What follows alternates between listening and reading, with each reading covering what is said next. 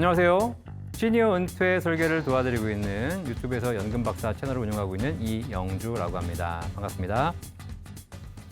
자, 지난 시간 1부 시니어 은퇴 설계 자산 관리 시간에 이어서 오늘은 2부 연금 관리에 대해서 여러분께 강의해 드리도록 하겠습니다.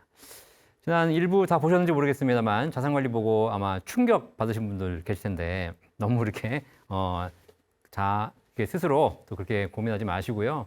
우리가 자산 관리가 잘 안 된다 혹은 자산이 부족한다 하더라도 우리의 노후는 사실 뭐 통장에 10억 있건 100억 있건 더 행복해지는 거 아니거든요. 진짜 노후에 행복하신 분들은 끊임없이 할 일이 있으시고 또 안정된 연금 소득이 있으신 분들입니다.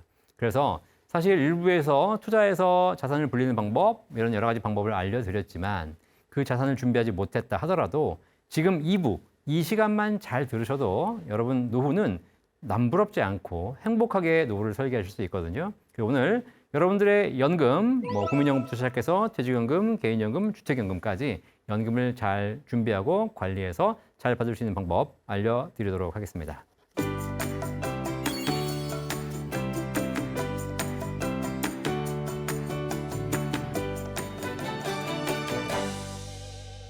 자, 연금 관리에 대한 내용을 세부적으로 안내해 드리기 전에 왜 우리 사회에 우리 노후에 연금이 좀 필요한지 이런 부분에 대해서 우리가 한번 생각해 보도록 하겠습니다.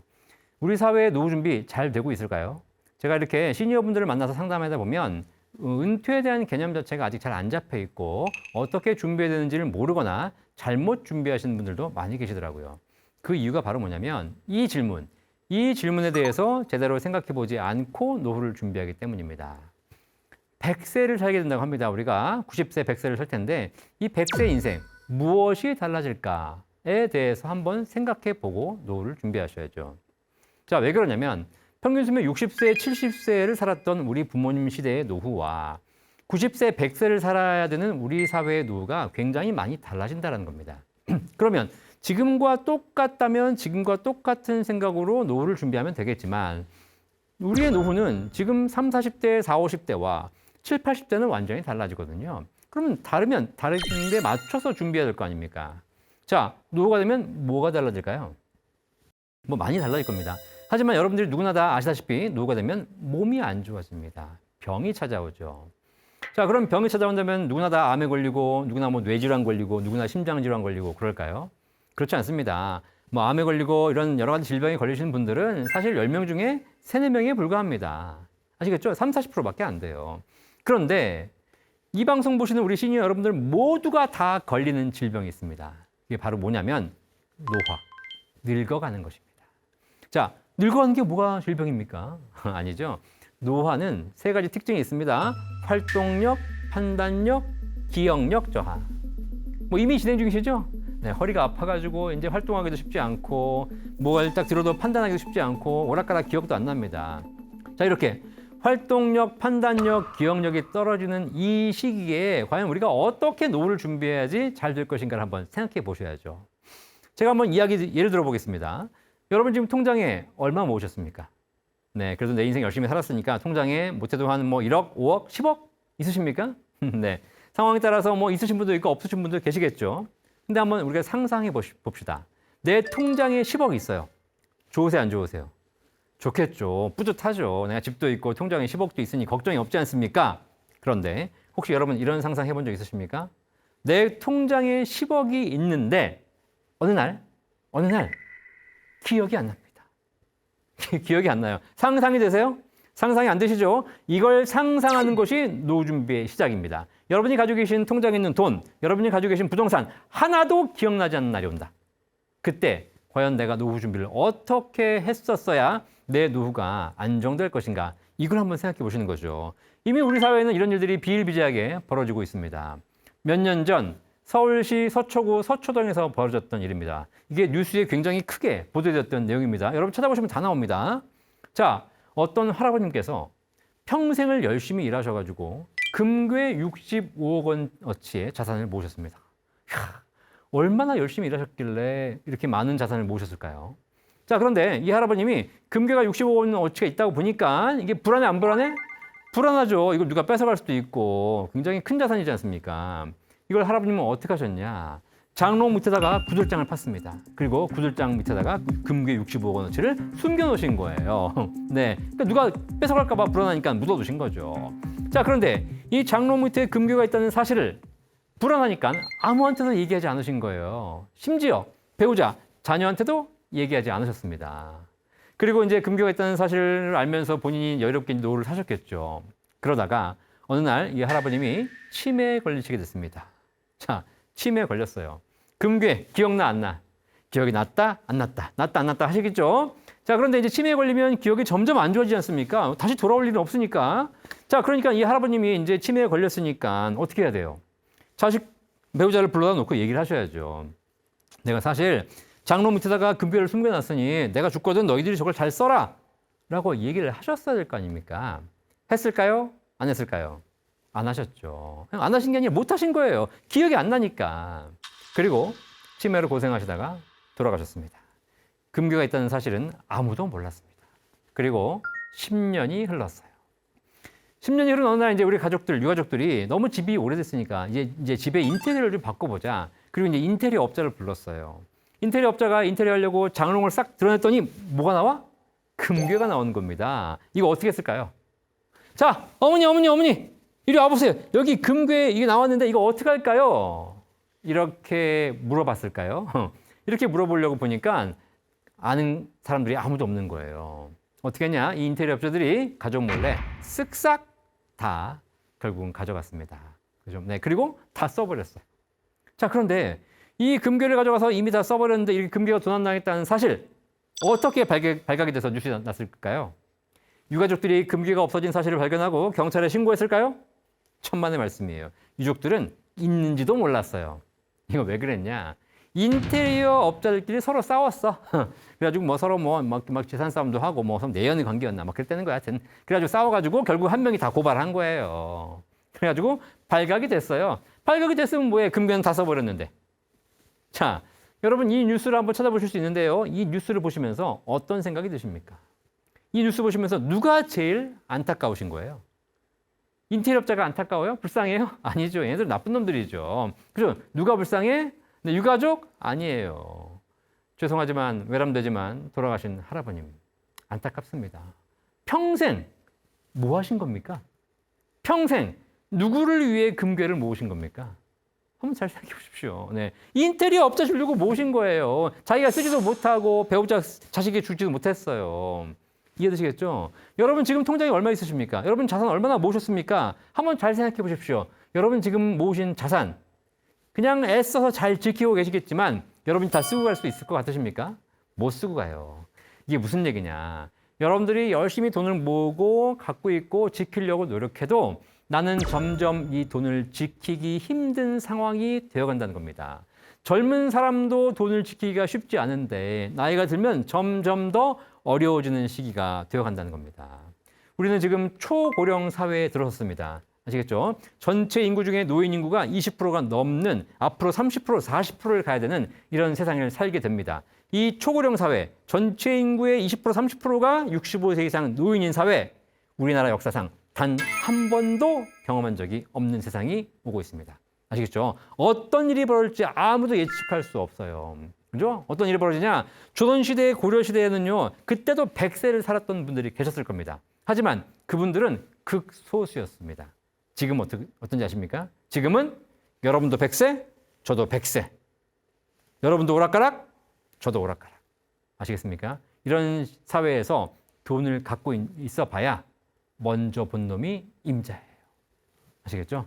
결국 여러분들은 이제 돈을 많이 모으시고 재산을 불려 가시겠지만 이 초고령 사회로 들어가면서 여러분 돈을 지키느라 엄청나게 힘든 상황이 발생할 겁니다. 이해되시겠죠?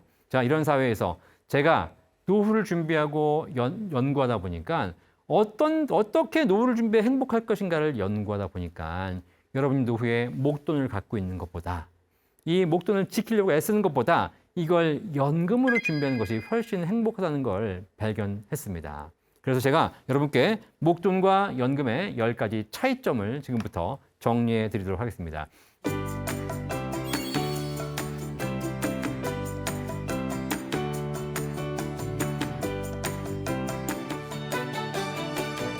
여러분 노후에 통장에 몇억 몇십억 목돈 갖고 있는 것보다 그건 없다 하더라도 한 달에 300만 원, 500만 원 평생 연금 받는 것이 왜 중요한지에 대해서 여러분께 10가지를 제가 정리해 드리도록 하겠습니다. 첫 번째, 목돈은 내가 지켜야 하는 것, 연금은 나를 지켜주는 것. 이 명제, 잘 한번 다시 생각해 보십시오. 목돈 가지고 계시면 여러분이 지켜내셔야 합니다. 하지만 연금은 여러분을 지켜드립니다.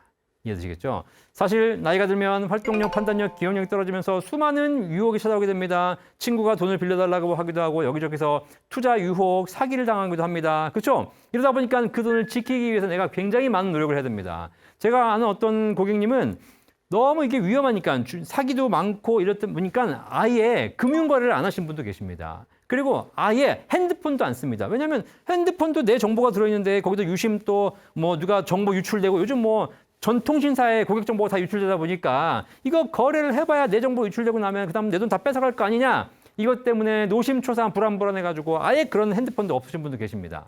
이렇게 아무 금융거래도 안 하고 아무런 전자제품도 쓰지 않고 혼자서 그냥 사시면 돈을 안 날릴까요? 날려요. 아시겠죠? 그런 분들은 어떻게 날리냐? 가장 가까운 가족, 지인에게 날립니다. 아시겠죠? 차라리 모르는 놈한테 날리면 소송이라도 할 수 있습니다. 그런데 아는 가족, 지인에게 날리지 않습니까? 그러면 어디 가서 얘기도 못 꺼내요.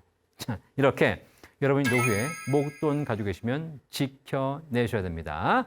자, 그런데 연금 가지고 계시면 여러분을 지켜드립니다. 얼마 전에 그 TV 프로 시사기획 프로였어요. 그 프로에서 부자나라 연금 빈민이라는 프로를 한 적이 있습니다. 그 프로에서 마지막에 그 요양원에 계시는 99세 할머니 이야기가 나옵니다. 그 할머니가 한 달에 연금 1,000만 원 받으세요. 1,000만 원. 자, 이 1,000만 원 받으신 할머니 요양원에 계시는데 손주들이 매주 찾아옵니다. 매주 찾아와서 할머니 간병도 해드리고 안마도 해드리고 재롱도 보여주고 열심히 놀아드리는 거예요. 근데 그 손주들이 갈 때마다 할머니한테 이러고 간답니다. 그 옆에 있는 간병인들이 보고 얘기해 주는 거예요. 할머니한테 손주들이 이렇게 얘기한대요. 할머니 200살까지 사세요. 아시겠죠? 네. 할머니가 200살까지 살아야 되는 이유가 뭐예요? 매달 연금이 돌아가시는 그날까지 평생 나오기 때문입니다. 목돈 가지고 계시면 힘들게 지키셔야 돼요. 하지만 연금은 여러분을 평생 지켜드릴 겁니다. 두 번째, 목돈 까먹는 것은 한도가 없지만 연금은 까먹어도 한도가 있습니다. 통장에 5억, 10억 있으면 한 방에 날리시게 됩니다. 아시겠죠? 어떻게 그렇게 큰 돈을 한 방에 날려? 라고 생각하시겠지만 최근에 우리나라 보이스피싱 기록 경신한 거 아시죠? 네, 보이스피싱 기록. 한 방에 41억 날렸어요. 아시겠어요? 네, 그냥 통장에 41억 있는 거 한 방에 날린 겁니다. 어떻게 그렇게 큰 돈을 날려? 라고 하시겠지만 지금 우리나라의 보이스피싱 엄청나게 더 진화하고 있습니다. 아시겠죠? 이게 일반적인 정상적인 기술이 발전하는 속도보다 사기꾼들이 더 많이 빨리 발전해요. 아시겠죠? 그러니까 우리가 지키려고 노력해봐야 다 결국 까먹는다는 겁니다. 하지만 여러분 통장에 목돈 있으면 한 방에 날리지만 만약에 연금을 갖고 있다고 생각해 보십시오. 이번 달 200만 원 연금 받는 할머니가 이번 달에 보이스피싱 당할 수 있는 최고 금액이 얼마예요? 200만 원, 200만 원. 싹 다 보이스피싱 당해. 근데 어떻게 돼? 힘들어요? 아니죠. 목돈 날리면 평생 힘들지만 연금 날리면 다음 달에 또 나와요. 한 달만 참으시면 됩니다. 따라서 다음 달 또 나와. 또 보이스피싱 당해. 또 날려먹어.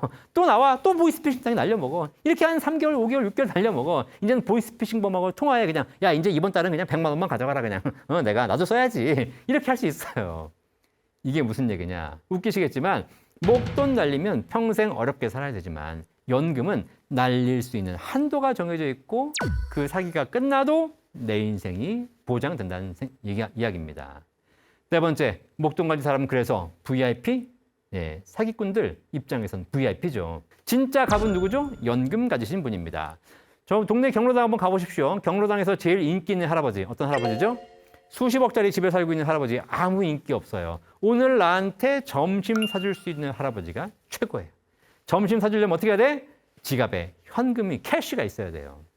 아시겠죠? 결국 연금 받는 할아버지가 경로당에서 갑이 됩니다. 목돈은 빼쓰는 것, 연금은 타쓰는 것. 목돈 가지고 계시면 빼쓰셔야 돼요. 그렇죠? 자, 그런데 이 빼쓰다 보니까 점점 돈이 감소하죠. 그러니까 불안한 거예요. 젊을 때는 열심히 일해서 소득이 있기 때문에 목돈에서 뺐어도 다시 소득으로 넣어서 채우면 됩니다. 그런데 나이가 들어서 이제 노후가 되면 소득이 없어요. 들어오는 게 없는데 목돈에서 뺐습니다. 그러니까 점점점 감소하니까 어떻게 되는 거예요? 불안한 겁니다. 여러분 통장에 한번 생각해 보십시오. 통장에 1억 원 있다. 좋으세요? 안 좋으세요? 좋죠. 통장을 열어보는 순간, 은행을 딱 그 앱을 열어보는 순간 거기 계좌에 100, 000, 000 들어있는 겁니다. 얼마나 뿌듯합니까? 내가 평생 열심히 해서 이렇게 많이 모았구나. 자, 그런데 그 1억 원이 있는데 거기서 커피 한 잔, 5,000원짜리 커피 한 잔을 사 먹는 순간 뭐가 바뀌어요? 1이 사라져요. 그리고 9,000대로 떨어집니다. 이게 안 되는 거예요. 이걸 못 보는 거예요. 이거 젊을 때는 채워 넣으면 되지만 나이 들면 못 채워 넣는다고요. 결국 1억이 깨지는 순간 내가 점점점 불안해질 수밖에 없는 겁니다. 그래서 목돈에서 뺏으시는 분들은 노후에 굉장히 힘들어요. 빼다가 영어로 뭔지 아십니까? 목돈에서 빼다. 네. 빼다는 영어로 뭐예요? 빼다는 다 아시죠? 마이너스예요, 마이너스. 그러니까 목돈에서 뺏었으니까 어떻게 돼? 마이너스 인생을 계속 사는 겁니다. 그러니까 인생이 힘들고 불안하죠. 자, 그런데 목돈 잊어버리십시오. 목돈을 연금으로 바꾸세요. 그럼 연금은 어떻게 됩니까? 통장에 1억, 5억, 10억은 없지만 매달 100만 원, 300만 원, 500만 원이 여러분 통장에 찍힙니다. 연금은 뭐라고 하죠? 연금을 탄다라고 합니다. 연금 탄다, 월급 탄다, 용돈 탄다, 개 탔다. 타다라는 개념은 뭡니까? 플러스, 들어오는 겁니다. 따라서 연금을 타서 쓰시는 분들은 평생 걱정이 없습니다. 내가 한 달에 300만 원 연금을 탔었는데 이번 달에 300만 원 받았는데 열심히 썼는데 말일인데 아직도 통장에 100만 원 있어. 어차피 내일 또 나와 300만 원. 뭐 하시겠습니까? 이 300만 원 열심히 쓰시고 손주 용돈도 주고 얼마나 좋습니까? 이렇게 하면서 여러분이 마음껏 쓰실 수 있는 거 아니겠습니까? 목돈 가지고 계신 분들은 뺏어 쓰느라 마이너스 인생, 불안한 인생을 사셔야 되겠지만 연금 받아서 타 쓰시는 분들은 평생 걱정 없이 쓰실 수 있는 플러스 인생을 사시게 됩니다.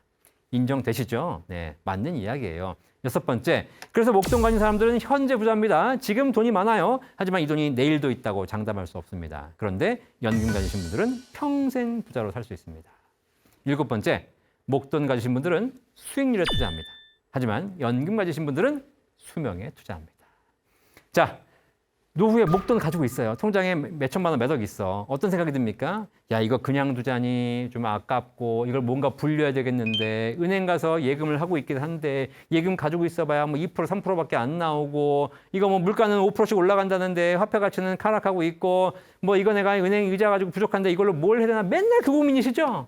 이게 왜냐면 목돈 가지고 있기 때문에 수익률 고민하고 있는 거예요. 그러니까 그거 가지고 내가 뭘 하나 고민하다가 보니까 옆에 있는 친구는 요즘 주식해서 돈 번다더라, 뭐 펀드 한다더라, ETF 한다더라, 나도 한번 해볼까? 그래가지고 이제 뭐 주식을 또 해봐. 그럼 어떻게 돼요? 여러분 이제 주식하는 순간 어떤 일이 벌어지냐면 나이 70, 80이 돼가지고 아침 9시 일어나자마자 뭐 봐야 돼? 다 핸드폰 켜가지고 어제 미국장이 올랐나 떨어졌나? 오늘 주식이 오르나 떨어지나? 이거 빨간색이야, 파란색이야, 올랐어, 떨어졌어, 플러스야, 마이너스야? 이거 맨날 보고 있어야 돼요, 이거. 그쵸? 아침부터 시작해가지고 그거부터 보는 거야. 그러니까 오르면 좋은데 떨어지면 스트레스 받고 내가 사면 떨어지고 내가 팔면 오르고 맨날 이러니까 이제 스트레스 받고 있는 거예요. 짜증나 미치겠어. 더군다나 최근에 여러분 보시면 아시겠지만 이게 주식이라는 게 변동성이 심한데 가뜩이나 최근에 뭐 이란 전쟁 때문에 그냥 엄청나게 오르락 내리락 하지 않습니까? 뭐 사이드카가 뭐 한 달에 뭐 수십 번씩 발동을 하는데 미칩니다. 미쳐 이러니까 지금 나이 들어 투자하시는 분 하고 계시죠? 이 방송 보신 분들 그렇죠? 행복해요?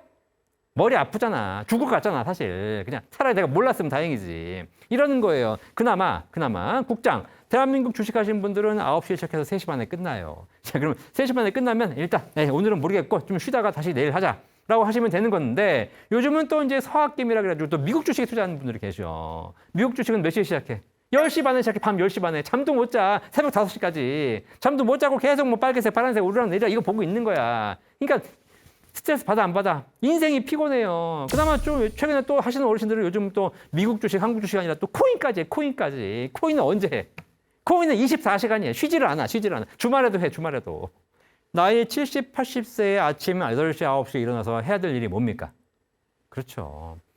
산책하시고, 운동하시고, 좋은 생각하고, 맛있는 거 먹고, 이러면 되는 거 아닙니까? 그렇게 여러분들이 운동도 하시고 건강관리 잘 하시면 어떻게 됩니까?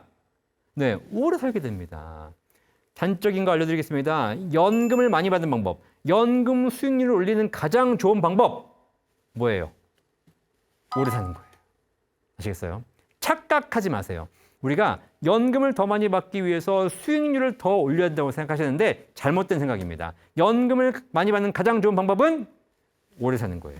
여러분들이 똑같이 국민연금이라든가 이런 종신연금을 가지고 있는데 이걸 가지고 여러분들이 70세까지밖에 살지 못하면 얼마 받지 못하고 가는 거예요. 하지만 80세까지 살면 수익을 받는 것이고 90세까지 살면 2배, 3배를 받는 것이고 100세, 110세, 120세를 살게 되면 원금의 5배, 10배를 받게 됩니다. 아시겠어요? 수익률을 올리는 가장 좋은 방법 뭐라고요? 건강 챙기세요. 수명에 투자하십시오. 8번째, 목돈 가진 사람들은 과거에 투자해서 좀 잘 나갔잖아요. 그렇죠? 그러니까 항상 무슨 얘기해? 왕년에 말이야 내가 사업해서 돈 좀 벌었어. 투자해서 돈 좀 벌었어. 이런 사람들을 우리가 뭐라고 얘기하죠? 과거 지향적인 사람. 꼰대라고 얘기합니다. 하지만 연금 가지신 분들은 뭐라고 얘기합니까? 나는 이 연금으로 공부를 할 거야, 여행을 할 거야, 사업을 할 거야. 이분들이 미래지향적, 70세, 80세에도 미래를 꿈꾸며 살 수 있습니다. 아시겠죠? 여러분들이 노후에 미래지향적으로 사실 거라면 연금이 필요하다. 9번째, 목돈은 이벤트를 준비하는 것이고요. 연금은 삶을 준비하는 것입니다. 우리 아버님 시대, 평균 수명 60세, 70세 시대의 노후는 인생을 정리하는 짧은 이벤트 기간이었어요. 하지만 우리 시대의 노후는 인생 2막, 또 한 번의 삶입니다. 여러분들이 90세까지만 사신다 하더라도 노후에 60세에 퇴직해서 30년 사셔야 돼요. 여러분 직장 생활도 30년 못 하신 분들이 많은데 노후가 30년 이상입니다. 그렇죠? 자, 그러면 이제 우리가 노후는 그냥 인생을 정리하는 시기가 아니라 직장 생활을 했던 기간보다 오히려 더 길 수 있는 또 한 번의 인생 2막이라는 얘기입니다. 그럼 여러분들이 인생 2막을 준비하면서 어떻게 준비하셔야 됩니까? 짧은 이벤트 준비하듯이 하시면 안 돼요. 또 한 번의 삶으로 준비하셔야죠. 내가 인생 1막을 살기 위해서 초, 중, 고, 대학까지 열심히 공부해서 여러분 직장 들어가셨듯이 여러분의 인생 2막도 똑같이 시간을 가지고 몇 년, 몇십 년을 준비하셔야 한다는 거예요. 그런데 우리 인생 지금 노후 설계 어떻게 하고 있는지 아십니까? 노후 준비하셨어요? 라고 물어보면 다 뭐라고 하냐? 퇴직하고 나서 3개월 쉬면서 생각해 보면 됩니다. 이게 말이 됩니까? 여러분의 노후가 5년짜리 이벤트라면 그냥 정리하고 가시면 됩니다. 하지만 또 한 번의 인생이라면 전혀 다른 관점으로 삶으로서 준비하시고 그러기 위해서 노후에 소득이 필요해요. 젊을 때도 직장 들어간 이유가 뭐예요? 매달 꾸준한 월급, 소득을 만들기 위해 들어갔듯이 여러분 노후에도 가장 중요한 월급, 평생 월급, 연금 소득이 필요하다는 겁니다. 마지막, 그래서 10번째, 목돈은 금융자산입니다. 하지만 연금은 사회제도예요. 이렇게 연금이 중요하다는 것을 은퇴 선진국들은 다 알고 있습니다. 그래서 연금을 개인의 선택으로 놔두지 않아요. 네가 가입하고 싶으면 가입하고 말고 싶으면 말아. 이렇게 나오는 것이 아니라 국가가 사회제도로 의무적으로 준비하도록 만들었습니다. 단적인 사례로 우리가 알고 있는 세계 선진국 미국만 봐도 미국에서는 미국에 있는 근로자들은 공적연금과 401k, 퇴직연금만으로 그거 국가에서 하라고 한 사회제도 두 가지만 열심히 준비한 사람들이 노후의 소득 대체율이 80%입니다. 젊었을 때 벌었던 소득의 80%가 사회제도로서 노후 준비가 끝난다라는 거예요. 그런데 우리나라의 공적연금이라든가 퇴직금을 가지고 할 수 있는 소득 대체율은 불과 45%에 불과합니다. 결국 그나마 퇴직금 제대로 준비해 오신 분들이 그렇게 가는 것이고 국민연금만 준비하신 분들은 25%밖에 안 돼요. 결국 이게 사회제도의 준비가 우리나라는 부족했기 때문에 우리나라의 노후의 준비가 이렇게 노후 빈곤율이 커져가고 있는 겁니다.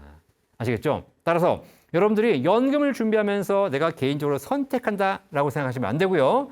마치 내가 강제적인 사회제도를 한다라고 하시는 것처럼 의무적 그리고 강제적으로 준비하실 필요가 있습니다. 그리고 이 사회제도로서의 유지가 되기 때문에 국가에서 개인연금 준비하시는 분들에게 전부 다 그냥 하라면 안 하니까 세제 혜택을 부여하고 있습니다. 따라서 이 세제 혜택을 잘 활용하셔서 준비하셨다면 여러분 노후가 충분히 풍요롭게 준비될 거라고 생각합니다. 자, 목돈과 연금의 10가지 차이점 이해되셨습니까? 동의하신다면 지금 당장 연금에 대해서 생각해 보시기를 바라겠습니다.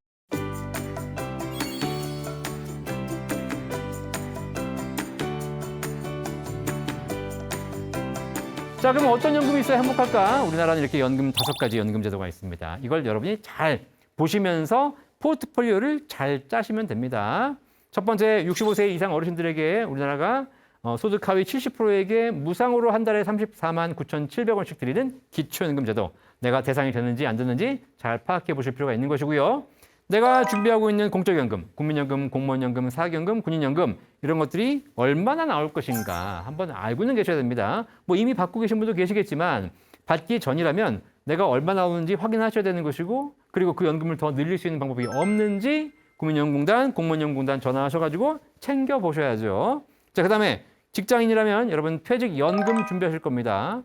DB형으로 갖고 계신 분도 계실 거고 DC형으로 갖고 계신 분도 계실 거예요. DB형은 열심히 일만 하면 되지만 DC형은 또 굴리셔야 되거든요. 어떻게 굴려야 내 퇴직연금을 늘릴지 잘 생각해 보시고요.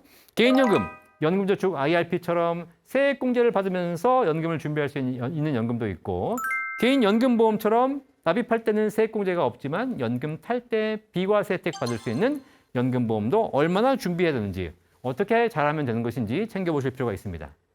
그리고 이런 연금 체계가 좀 부족하신 분들 하지만 노후에 집 한 채는 있으시다 그 집을 담보로 연금 받을 수 있는 주택연금 그리고 농사 영농 경력 5년 이상이신 분들에게 땅을 담보로 연금 받을 수 있는 농지연금 이런 제도들이 다 있으니까 여러분들이 이걸 잘만 챙기시면 누구나 다 이 방송 보시는 분들 다 누구나 다 월 500만 원 평생 월급 받을 수 있겠습니다.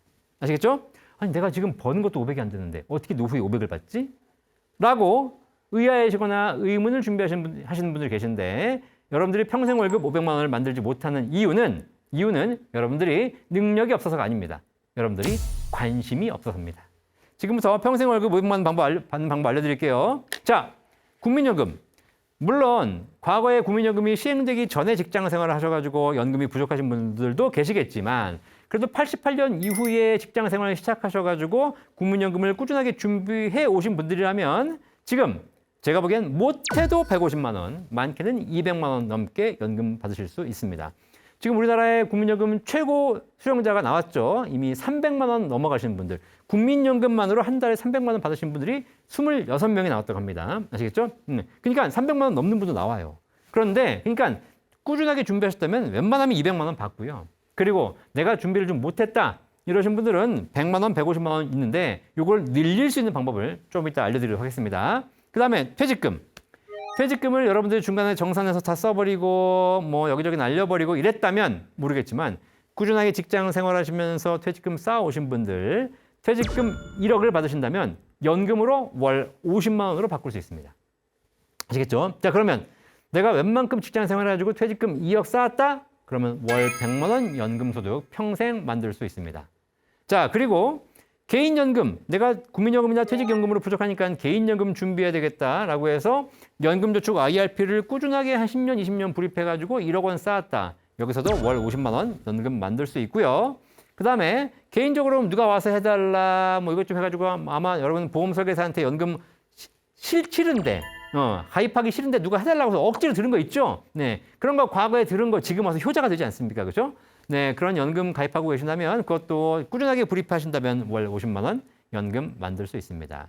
이렇게 하시게 되면 사실 누구나 다 한 200에서 못해도 한 300만 원 사이의 연금을 만들 수 있는 거죠.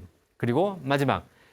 여러분 집 가지고 계시죠? 네, 내가 뭐 평생 연금 준비 안 했는데 그래도 집 한 채는 마련했을 거 아닙니까? 그죠? 네, 그 집 한 채가 뭐 서울에 있는 수십억짜리 집이 아니라 그냥 서울 외곽에 있고 경기도에 있고 지방에 있는 시세로 한 5억 원 정도만 나가는 주택이라고 해봅시다. 그러면 이 5억 원짜리 주택을 가지고 주택연금 가입하시면 70세에 가입하시게 되면 5억짜리 시세가 나오는 주택 월 150만 원씩 평생 받을 수 있습니다. 자. 어렵습니까? 그죠? 이 중에 여러분 막 없는 것도 있고 빠진 것도 있을 거예요. 좀 부족한 것도 있고. 근데 중요한 건 없고 빠지고 부족한 이유는 뭐예요? 여러분들이 관심 없이 제대로 안 해왔기 때문이고 열심히 불려가고 있는 연금 중간에 깨가지고 딴 데 써먹었지 않습니까? 그죠? 그러니까 못하는 거지. 제가 여기서 뭐 하라는 게 없어. 뭐 하라는 게. 국민연금, 퇴직연금은 직장만 열심히 다니면 돼. 뭐 할 필요가 없어. 개인연금, 비과세 이런 것들은 한 달에 2, 30만 원씩만 꾸준하게 불입하면 되는 거예요. 그죠? 네. 그것도 안 해? 월 소득의 10%도 노후 준비 안 하고 무슨 노후 준비야? 그죠? 그 다음에 그것도 없으면 주택연금 하면 돼요. 근데 집은 자식 줘야지, 내 퇴직금은 날려먹었지, 개인연금은 다 깼지, 국민연금은 내기 싫으니까 연체했지. 이런 사람들은 노후 준비 안 되는 겁니다. 이건 뭐냐면 그냥 국가가 하라는 것조차도 말을 안 듣고 안 한 거예요. 그죠? 그러니까 이건 방법이 없지. 그죠? 네. 애가 공부를 엄마가 맨날 뭐라 그래? 엄마가 얘한테 내가 기본적인 공부는 해라. 하다못해 더하기 빼기 곱하기 나누기는 알아야 될 거 아니냐. 이거 엄마가 하라는 거 이거 안 하고 맨날 게임하고 놀려다니는 그 어떻게 걔네들은 공부 안 하는데. 그죠? 그런 애들은 어쩔 수 없어요. 나중에 지가 깨달아도 방법이 없어. 그죠? 저는 그렇게 생각해요. 연금을 많이 준비할 필요 없다. 그냥 엄마가 하란 대로 국가가 시킨 대로 최소한만 한 사람들이 기본적으로 월 500은 가능하다. 아시겠죠? 자, 그러면 이제 이걸 가지고 좀 부족하다면 어떻게 늘리는지 제가 여러분께 하나씩 알려드리도록 하겠습니다. 첫 번째, 국민연금.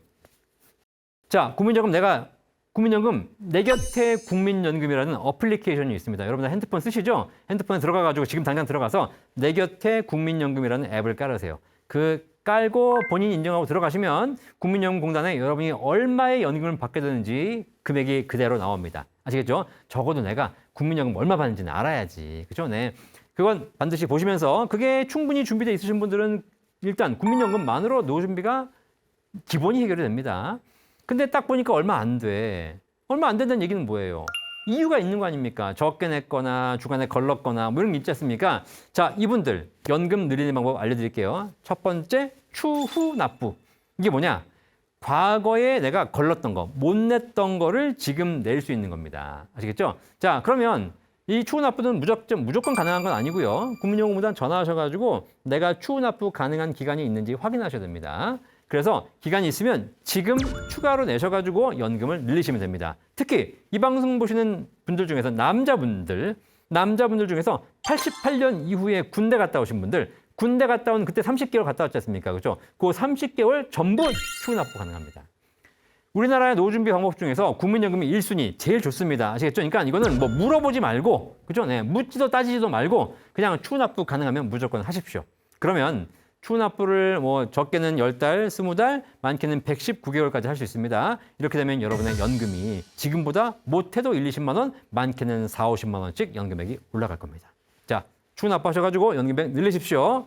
자, 이 추후 납부 하나 팁을 드리면 여러분의 노후 준비는 아니지만 여러분 자녀, 18세 자녀가 있다면 국민연금 가입해서 한 달치를 내주는 것 굉장히 중요합니다. 왜냐하면 한 달치만 내면 얘는 고3 학생이기 때문에 한 달치만 내주면 돼요. 그리고 안 냅니다. 그리고 나중에 제가 직장생활 시작하지 않습니까? 그러면 그 기간 동안 지금 한 달치 내주고 나중에 직장생활 시작할 때까지 그 기간, 뭐 5년, 10년 그 기간을 나중에 이 자녀가 추후 납부할 수 있습니다. 아시겠죠? 근데 엄마 아빠가 한 달치 안 내주잖아요? 그러면 나중에 추후 납부가 안 돼요. 자, 그래서 이런 거 자녀에게도 한번 팁으로 알아보시면 좋겠습니다. 자, 그 다음에 여러분 노후 준비 추후 납부, 그 다음에 바로 뭐가 있냐면 60세 이후에 임의 계속가입이라는 게 있습니다. 자, 여러분들 60세가 되면 이제 국민연금 납부 의무는 종료가 돼요. 야, 이제 국민연금 납부 의무가 종료됐으니까 더 이상 안 내도 되네. 야, 신난다. 이럴 일이 아니에요. 그렇죠? 왜? 국민연금은 지금 노후 준비에 가장 좋은 1순위입니다. 안 하는 게 바보예요. 그러면 60세가 돼서 국가에서 내지 말라 그러면 전화해야죠. 제가 지금 국민연금 아직 부족한데 더 내고 싶은데 더 낼 수 있는 방법 없습니까? 라고 물어보셔야 정상이지. 너는 납부 의무 완료했다고 좋아해? 아유, 이러니까 문제야. 그러니까 60세 이후부터 연금 받기 전달까지 3년에서 5년 정도 더 낼 수 있습니다. 이걸 임의 계속가입이라고 합니다. 요거 하십시오. 하시면 그 3, 4년 더 내시면 연금액에 못해도 한 1, 20만 원 더 올라갑니다. 아시겠죠?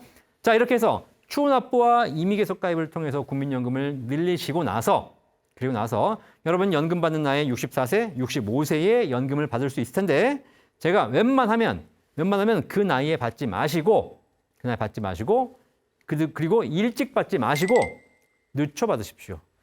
왜냐하면 그걸 1년 늦출 때마다 7.2%씩 연금액이 올라갑니다.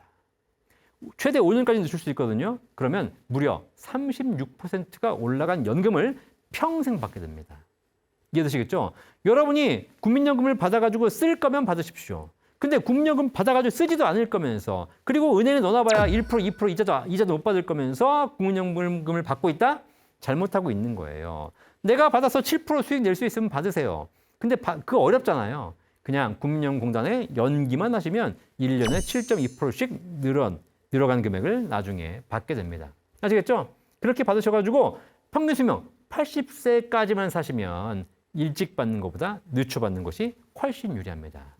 이렇게 해서 내가 국민연금이 얼마 안 된다 하더라도 추후납부하고 임의계속가입까지 하고 연기까지 해서 36% 연금액을 업그레이드 시킨다면 여러분 누구나 다 못해도 100만 원, 많게는 150, 200까지 받으실 수 있을 겁니다. 꼭 활용해 보시기 바라겠습니다. 자, 다만 챙기실 게 몇 가지 있어요.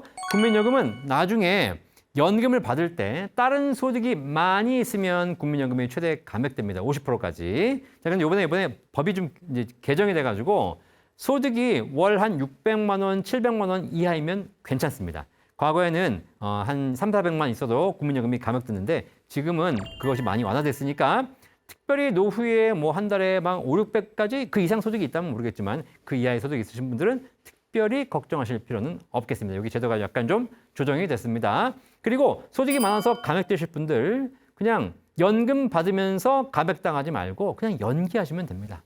연기하면 되겠습니다. 자, 그다음에 유족연금. 공적연금은 받다가 돌아가시면 유족연금이 지급이 돼요. 그렇죠? 그럼 내가 받다가 사망하게 되면 내가 받던 금액의 50에서 60%가 배우자에게 지급되는 겁니다. 그런데 이 배우자가 본인 연금이 있지 않습니까? 중복 수령은 안 돼요. 이건 조금 여러분들 연금 설계할 때 고민해 보셔야 될 부분입니다. 왜냐하면 살아계시면 두 분 다 살아계시면 잘 받을 수 있지만 한 분이 돌아가시는 순간 중복 수령이 안 되기 때문에 큰 거 하나를 선택하셔야 되는 그런 문제가 있다 보니까 하나를 포기하셔야 됩니다. 아시겠죠? 이런 거 한번 잘 생각해 보시고요. 자, 그런데 나는 국민연금이고 배우자도 국민연금이야. 그러면 돌아가셨을 때 중복 수령이 안 됩니다. 나도 공무원이고 배우자도 공무원이에요. 돌아가셨을 때 중복 수령이 안 됩니다. 그런데 나는 국민연금이고 배우자가 공무원입니다. 그러면 내가 사망했을 때 국민연금, 유족연금이 배우자에게 지급되면 배우자는 본인 공무원연금과 국민연금, 유족연금 둘 다를 받을 수 있습니다. 아시겠죠? 국민 안 되고 공무원 안 되고 국민 됩니다. 아시겠죠? 이거 한번 꼭 참고하시기를 바라겠습니다. 자, 그다음에 혹시 국민연금, 공적연금 가입하신 분 중에 이혼하셨거나 이혼하실 분들은 공적연금도 재산 분할이 된다라는 걸 반드시 알고 계셔야 됩니다. 그렇죠? 혼인 기간 중에 납부한 부분은 부부가 상호 기여한 것으로 봅니다. 따라서 이혼하시게 되면 공적연금도 절반을 분할해 주셔야 됩니다. 내 거 분할해주고 그 사람 거 분할 받아오는 겁니다. 비슷하면 퉁치면 됩니다. 비율 조정할 수 있습니다. 5대5, 6대4, 7대3 조정할 수 있기 때문에 이건 이혼할 때 반드시 챙겨 놓으셔야 됩니다. 아시겠죠? 자, 그다음에 공무원 퇴직하신 분들 중에서 과거에 국민연금을 가입했던 경력이 있으신 분들이라거나 60세 전에 퇴직하신 분들, 이런 분들은 추가적으로 공무원 퇴직 이후에 국민연금을 입의가입해서 국민연금도 받고 공무원연금도 받을 수 있습니다. 잘 참고하시기를 바라겠습니다. 자, 세금 문제는 좀 이따 말씀드리도록 하겠습니다. 자, 그다음 퇴직금. 여러분들이 퇴직금 지금 이제 받으신 분도 계시고 조만간 받으실 분도 계실 거 아닙니까? 그렇죠? 퇴직금은 IRP를 받으실 겁니다. IRP를 받아서 일시불로 타시게 되면 퇴직소득세를 다 내셔야 됩니다. 하지만 이거를 10년 이상 연금으로 수령하게 되면 국가에서 세제 혜택을 주는 겁니다. 자, 국가는 이렇게 퇴직금에 대해서 내가 일시불로 받아야 되냐, 연금으로 받아야 되냐, 어떻게 받을까 고민하시는 분들이 계시는데 국가는요, 여러분들이 일시불로 받든 연금으로 받든 상관하지 않습니다. 다만 국가는 일시불로 받는 것보다 연금으로 받는 게 더 유리하죠. 국가 입장에서 노후가 안정돼 보이니까. 그래서 여러분에게 퇴직금을 일시불로 받지 말고 연금으로 받으라고 유인책을 주고 있습니다. 따라서 여러분들이 일시불로 받으시게 되면 퇴직소득세를 다 내시면 되는 것이고, 그리고 만약에 IRP를 통해서 연금으로 나눠 받으시게 되면 10년까지는 퇴직소득세 30% 할인, 11년 차부터는 40% 할인, 21년 차부터는 50%를 할인해 드립니다. 결국 여러분 결정하십시오. 내가 퇴직소득세를 다 낼 수 있다. 그러면 그냥 일시불로 찾아오면 됩니다. 그리고 퇴직소득세율이 낮다. 그러면 사실 일시불로 찾는 것이 큰 연금 받는 것과 큰 차이가 없습니다. 그런데 퇴직소득세율이 높다. 이러신 분들은 반드시 연금으로 수령해야 그 세제 혜택을 다 받을 수 있는 것이죠. 자, 이렇게 퇴직소득세 연금에 대해서는 여러분들 세율 한번 챙겨보시고요. 자, 그 다음에 퇴직연금을 그럼 내가 어떻게 운용해야 되느냐. DC형이라든가 IRP에 가지고 계신 분들 운용에 대한 고민하시는 건데요. 운용? 제가 일부, 여러분 방송 보셨죠? 일부 보셨을 때 이 사회에서 어떻게 돌아가고 있고 어떻게 운영해야 된다 말씀드렸습니다. 혹시 못 보신 분들이라면 제 방 꼭 보셔가지고 일부부터 보셔야 돼요. 그렇죠? 네. 자, 퇴직연금 운용은 어떻게 하는 것이냐? 연금 운용은 단거리 100m를 뛰는 것이 아니라 42.195km 장거리 마라톤을 뛰는 것입니다. 아시겠죠? 마라톤을 뛰실 때는 어떻게 하면 됩니까? 네. 이거는 그냥 장기적으로 안정된 펀드에다가 넣어서 꾸준하게 운용하셔야지 내가 뭘 살까 말까, 지금 살까, 내일 살까, 이제 팔아야 될까 말까 이런 걸 보시는 거 큰 의미가 없다는 겁니다. 아시겠죠? 따라서 혹시라도 연금 운용하신다면 잘 모르겠다. 우리나라의 연금 전용 펀드인 TDF, 타겟 데이트 펀드 이런 펀드들이 잘 나와 있으니까 이런 연금 전문 펀드에다가 장기적으로 투자하시는 것 꼭 한번 해보시기를 바라겠습니다.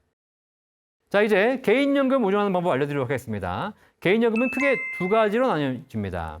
연금저축 IRP처럼 연금 계좌라고 하죠. 납입할 때 세액공제, 연말정산이나 종합소득 신고할 때 세금 환급받는 연금입니다. 이것이 있고요. 두 번째가 생명보험사에서 가입하는 비과세 연금보험이 있습니다. 이 비과세 연금보험은 납입 시에 세제 혜택은 없지만 연금 탈 때 세금 없이 받을 수 있죠. 이 두 가지 연금 계좌와 비과세 연금보험 두 개의 포트폴리오를 잘 짜시는 거예요.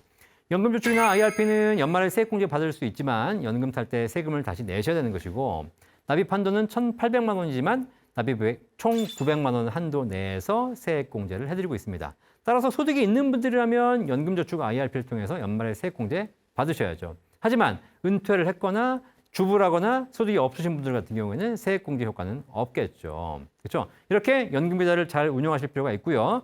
그다음에 비과세 연금보험은 이것도 일정한 한도가 존재합니다. 월 한 150만 원, 합계액 1억 원 이런 한도를 잘 이용하셔서 이 한도 내에서 여러분들이 연금보험을 가입하신다면 연금 탈 때 세금 없이 받을 수 있겠습니다. 이 두 가지를 잘 한번 보실 필요가 있는데 사실 세제 혜택도 중요하지만 더 중요한 건 이 연금에서 얼마의 수익이 나느냐가 중요하겠죠. 연금저축 IRP는 수익을 내기 위해서 개인이 직접 운용하셔야 됩니다. 따라서 운용을 잘하시면 수익이 잘 날 것이고요. 운용을 못하면 손실이 발생할 수도 있겠죠. 이거 본인이 상황에 따라서 우량한 펀드에 장기적으로 운용을 좀 하시길 바라겠습니다. 자, 그런데 나는 사실 운용을 잘 모르겠고 뭐가 좋은지도 모르겠고 괜히 투자했다가 손실 발생하는 거 싫고 이러신 분들은 지금 비과세 연금보험 중에서 연단리로 5에서 8%까지 최저 보증하는 이런 연금들이 나와 있습니다. 그렇죠? 수익률이 7%, 8%를 최저 보증하는 연금. 굉장히 좋아 보이죠? 이런 연금을 톤틴 연금 구조라고 합니다. 이렇게 수익이 높은 이유가 뭘까요? 그냥 높은 것이 아니라 조건이 있습니다. 반드시 종신연금으로 수령하셔야 되고 중간에 인출이나 해지하시게 되면 페널티가 발생합니다. 최근에 이제 우리나라에서 재정경제부나 기획재정부에서 이 톤틴 연금을 활성화시킬 계획이라고 발표했습니다. 이 톤틴 연금이 뭐냐? 좀 생소하시겠지만 예를 들어 우리나라에 있었던 개와 같은 겁니다. 가입자 집단에게 일정한 조건을 부여하고 그 조건을 달성한 사람에게 더 많은 연금을 지급하는 구조. 이게 바로 톤틴 연금입니다. 우리가 여러분 개 많이 해보셨죠? 똑같이 돈을 내지만 먼저 타가는 사람, 순번이 빠른 사람은 적게 타가고 순번이 늦은 사람, 늦게 타가는 사람은 더 많이 타갑니다. 그렇죠? 결국 급전이 필요한 사람은 낸 돈 대비 적게 타가는 것이지만 여유가 있는 사람은 더 많이 받는 것이죠. 톤틴연금 마찬가지입니다. 연금을 가입해서 중간에 인출하거나 해지한 사람들에게는 페널티가 발생하지만 그 페널티를 모아서 연금 받는 사람에게 더 많은 연금을 지급하는 구조죠. 그래서 혹시라도 내가 수익에 대해서 조금 안정적이고 높은 수익을 얻고 싶으면서 연금을 많이 받고 싶다라고 하시는 분들은 톤틴연금 꼭 한번 알아보시기 바라겠습니다. 단, 톤틴연금은 절대 중간에 해지하거나 인출하시면 안 되고 반드시 종신연금으로만 받으셔야 되겠습니다. 자, 이제 주택연금 마지막입니다. 주택연금은 공시가격 12억 원 이하이고 55세 이상이시면 가입할 수 있습니다. 부부 모두가 돌아가실 그날까지 동일한 연금을 지급하고요. 얼마 받냐? 70세에 가입했을 때 시세 1억당 월 30만 원 평생 받을 수 있습니다. 이렇게 받아가신 금액이 일찍 돌아가셔가지고 실제로 집값보다 덜 받아가셨다면 남은 금액은 자녀에게 상속됩니다. 하지만 집값보다 더 받아가셨다 하더라도 차액을 자녀에게 청구하지 않고 국가가 책임집니다. 아시겠죠? 그러니까 혹시 내가 노후에 집밖에 없다라고 하시는 분들은 주택연금 알아보시면 굉장히 큰 도움이 되실 겁니다. 네, 이렇게 지금까지 연금에 대한 준비하는 방법 알려드렸는데 도움 되셨습니까? 국민연금, 퇴직연금, 개인연금, 주택연금까지 여러분들이 연금 포트폴리오를 잘 쌓으신다면 여러분의 노후는 굉장히 안정적으로 준비할 수 있는 충분한 방법이 있기 때문에 잘 한번 활용해 보시기를 바라겠습니다. 자, 대한민국 경제, 여러분이 지금 수십 년간 살아오면서 우리 시니어 세대들이 대한민국을 성장시키셨죠. 근데 우리가 한번 생각해 볼 게 있습니다. 우리가 성장기, 7, 80년대에 국가가 성장하던 시기에는요, 우리가 항상 돈 생기면 돈 모아라, 불 좀 꺼라, 물 좀 아껴 써라, 자산을 모아라 라고 이야기 들었습니다. 그 당시에는 돈을 모아야 경제가 성장했습니다. 자, 하지만 지금 우리 사회는 성숙기로 들어갔습니다. 이 성숙기에 우리나라가 더 발전하려면 이제는 돈을 쥐고 있으면 안 됩니다. 돈을 써줘야 되고 자산을 소비시켜줘야 경제가 돌아갑니다. 이게 건강하고 똑같습니다. 어린아이들은 잘 먹어야 에너지를 축적해야 키가 큽니다. 근데 이렇게 잘 먹은 애들이 30살, 40살, 50살이 돼가지고도 계속 먹기만 하면 성인병에 걸리죠. 성인이 건강하려면 에너지를 배설하고 순환시켜줘야 됩니다. 마찬가지 우리 사회도 이제 돈을 잘 써주는 것이 우리 사회가 건강해지는 것이죠. 그러기 위해서 우리 사회에 가장 필요한 자산이 뭔지 아십니까? 바로 연금입니다.